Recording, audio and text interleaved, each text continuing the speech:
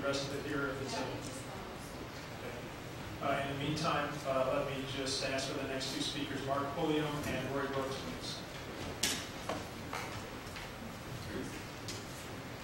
I'd like to point out that most of those videos that you see there, the flaring, the torch and everything, is on my property. But not all. Just the bad stuff. Some of it's in the neighborhood.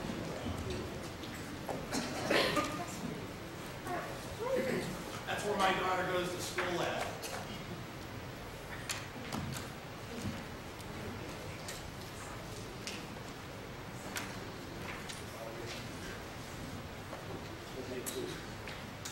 That's actually not my house. That's his office.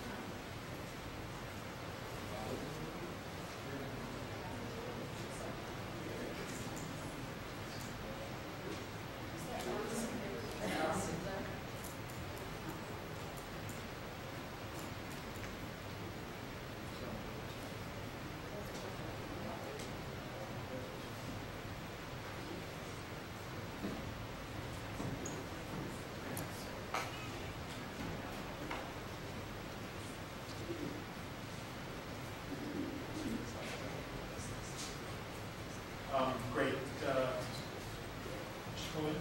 Sure. Thank you. Good evening. My name is Mark Pulliam, and I am on the board of directors for the Consumer Energy Alliance, or CEA. CEA is nonpartisan and nonprofit.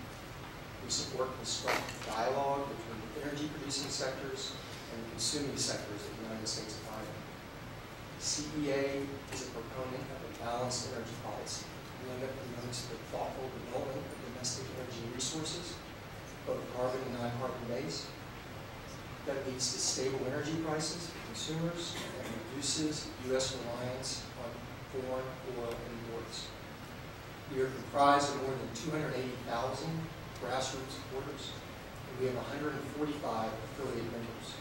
These include oil and gas producers, alternative energy producers, and major energy-consuming industries, from agriculture, trucking, air transport associations, fertilizer producers, manufacturing, utilities, petrochemical companies, iron and steel producers, and other major end users of oil and natural gas. A primary message at Consumer Energy Alliance is that public health should be the #1 priority for our domestic energy production efforts. Our organization feels that control and proper regulation of emissions from oil and gas production is essential to responsible and sustainable energy development, and that any and all problems should be acknowledged and properly handled. While addressing public concerns over potential emissions from oil and gas production, we should also consider the economic benefits of energy production, and specifically hydraulic fracturing and expanded natural gas production is broad and will continue to bring Northern Texas into our nation. A couple of important facts for your consideration. Global petroleum demand is projected to rise from 86 million barrels a day to over 105 billion barrels by 2030, putting significant pressure on our global energy markets. In 2008, the price tag on petroleum-related products from foreign suppliers was $342 billion. That's 44% of the U.S. total trade deficit. 44%. U.S. oil imports continue to be a significant part of our overall trade deficit. The success of our economic recovery relies on the ability to meet our growing energy needs domestically. It's a simple fact: fossil fuels are indispensable to meet our energy needs for the next 25 years. Given the state of our nation's economy and the pressure we will face to meet our growing energy demand, we must ensure responsible access to our own energy resources. We are now able to produce oil and natural gas from places previously thought impossible because of advances in technology. Studies estimate that new shale gas supplies can provide us more than 100 years of natural gas, if they are allowed to be developed sustainably. As we all know, the Barnett Shale holds immense potential in meeting these demands. Not only does this give us the potential to transform our nation's energy future, especially as we work to develop cleaner and more efficient energy, but it also gives us the ability to maintain U.S. economic competitiveness and creates stable, high-paying jobs. There has been quite a bit of emotional debate and discourse on the impact that the development of the Burnett Shale has had on the air quality of North Texas, and there should be. This is an important public health issue and one that impacts me personally. I live here in North Texas on the Burnett Shale with my wife and children. This is an issue that needs to be studied and responded to in a proper way that uses the best available technologies and scientific methods. The stakes are simply too high for our public health and for our country's economic health. While the benefits of hydraulic fracturing to the nation are undeniable, they are even more clearly important to the Fort Worth area and to Texas. The annual economic benefits from the Burnett Shale are approximately $8.2 billion, or 8% of our local economy.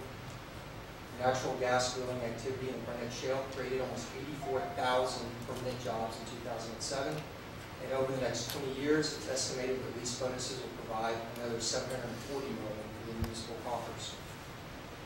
The entire state of Texas has seen an increased economic activity from Burnett Shale development, about $10.2 billion in annual output and almost 100,000 jobs. Texas also received an estimated $202 million in severance taxes from activity in Burnett Shale, a fiscal stimulus totaling $715 million. Therefore, it is in our interest that we continue to produce oil and natural gas in a manner that protects the health and safety of our communities and ensures our economic and energy security. CEA thanks the EPA for their work on the issues of air quality and oil and gas production and appreciates the opportunity to speak.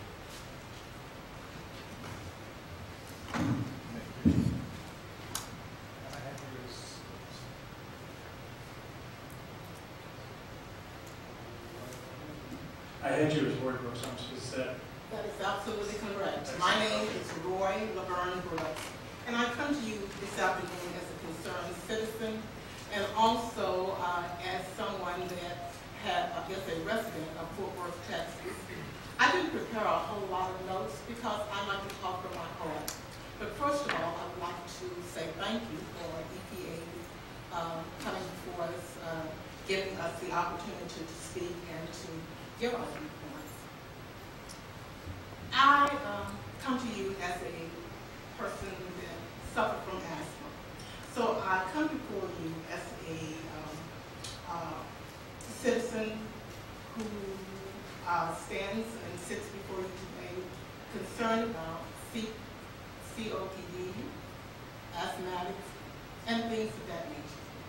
You know, I work with children every day, and living in a community where you have drillings that close to a school, close to a senior citizen home, it's something wrong with that. Because most of those people, when they get home, they have to breathe in the toxins, they go to the doctor, and there are all kind of health hazards and problems there.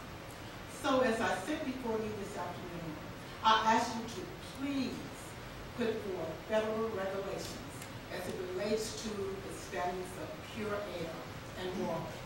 You know, this is all the water we have, and so many times we waste the water. The air is something that we must have to survive on this good green earth that God has created. Lastly, something that is really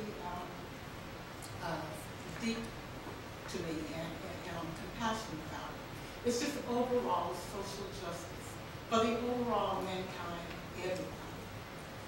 I know we live in a world that all they think about right now is making ends meet as far as the economic situation that we face.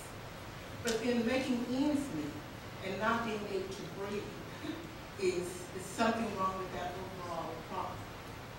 I do realize that Burnett Shale has put a whole lot of money into the Fort Worth County system. And so many times we look at money as being the bottom line. But it's not the bottom line. When you are killing off a society of people that make up what we are now, the great nation and state that we are, it is something wrong with that.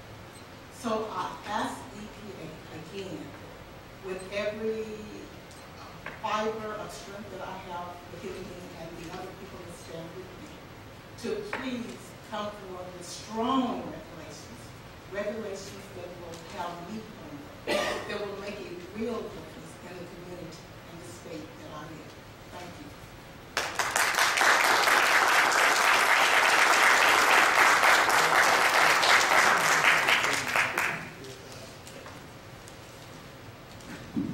Heck of a time on this tonight for some reason, but yeah, folks, if you've got a written statement, you please leave it with us, with Bruce here at the end of the table, if you want to, or if you'd like it, because we'll go ahead and keep it as part of our record as well. So.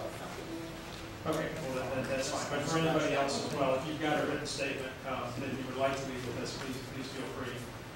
Okay, our next two speakers, Gary Hogan and Mark McCord, please.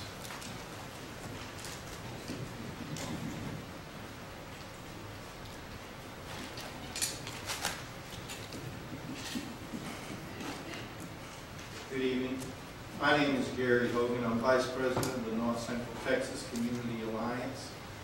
We're an organization of communities that joined together at the end of last year. We realized, we started out as a group of people from Fort Worth that were dealing with the issues, and we soon learned that the rural areas were experiencing, even if not the same and different problems we were, but also greater impacts because they weren't as regulated as some of our municipalities were. So we have been working for the last 9 months to be a source of resource of information and pulling together of people on these issues. I'm really encouraged that you're here. We've been looking for the EPA to step up and to come to us and to listen to us. In Fort Worth, we got this saying that's been polluted. It's called the Fort Worth Way.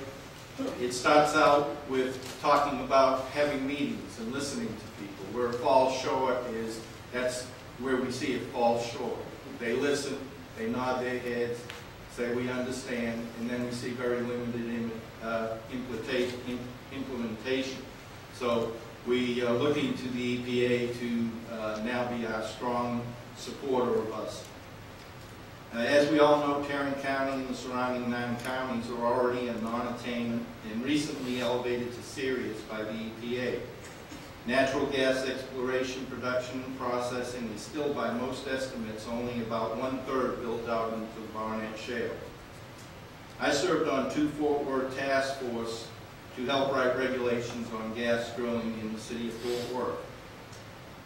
Every step of the way, we were met by opposition on nearly everything that the gas industry and what we were asking them to do, specifically on green completions, emission control regulations.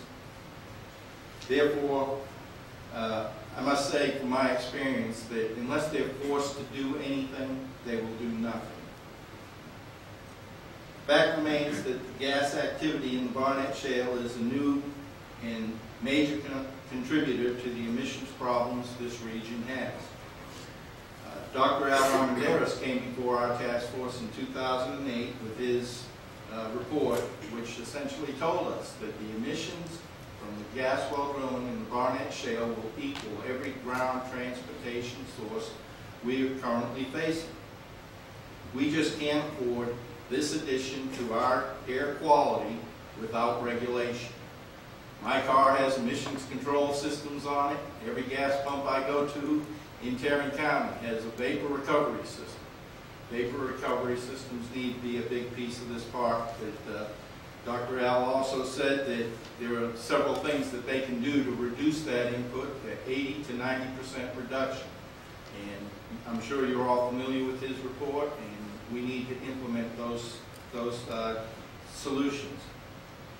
Just for ambient air quality alone, we need to have strong regulations on these source emissions. I know everybody talks about the benzenes and the neurotoxins.